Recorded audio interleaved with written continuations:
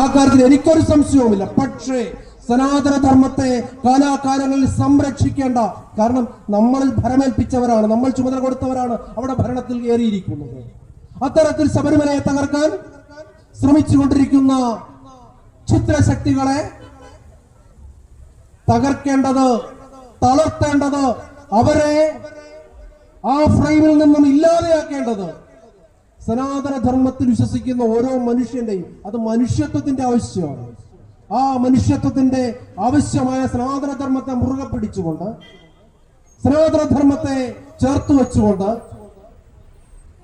ഈ അധാർമ്മ ശക്തികൾക്കെതിരെ, അധാർമികതയ്ക്കെതിരെ ശക്തമായ പ്രതികരണം നടത്താൻ ഗണേശോത്സവം എല്ലാ പ്രചോദനവും. എങ്ങനെയാണോ കുബേരനെ ഗണേശൻ മര്യാദ പഠിപ്പിച്ചത്, അതേപോലെ അധർമ്മത്തിന്റെ ഈ ശക്തികളെ പത്തനംതിട്ടയുടെ അയ്യപ്പന്റെ ഈ മണ്ണിൽ നിന്നുകൊണ്ട് മര്യാദ പഠിപ്പിക്കാൻ, ധർമ്മ സംസ്ഥാപനം നടത്താൻ ഈ ഗണേശോത്സവം എല്ലാ പ്രേരണയും ധാർമ്മിക ചിന്തയും പ്രദാനം ചെയ്യട്ടെ. അതിനുള്ള വേദിയാവട്ടെ ഇത്. അതിനുവേണ്ടിയിട്ട് ഭഗവാനോട് നമുക്ക് പ്രാർത്ഥിക്കാം. അതിനുള്ള ശക്തി ഭഗവാൻ എല്ലാവർക്കും പകർന്നു തരട്ടെ. അതിനുള്ള സാഹചര്യം ഒരുക്കിയ ഇതിന്റെ സംഘാടകർക്ക് എല്ലാ ഭാവുകങ്ങളും എല്ലാ അഭിനന്ദനങ്ങളും രേഖപ്പെടുത്തിക്കൊണ്ട് എല്ലാവർക്കും ഭഗവാൻ അനുഗ്രഹം ഉണ്ടാവട്ടെ എന്ന് പ്രാർത്ഥിച്ചുകൊണ്ട് പൂർണ്ണമാക്കുന്നു. നന്ദി, നമസ്കാരം.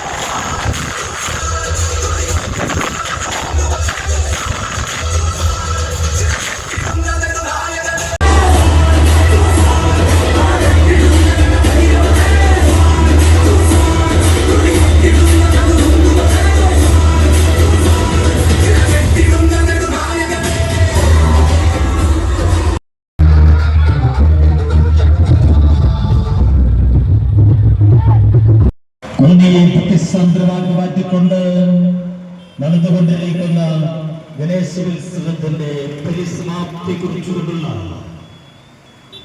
നിമഞ്ജന ഘോഷയാത്ര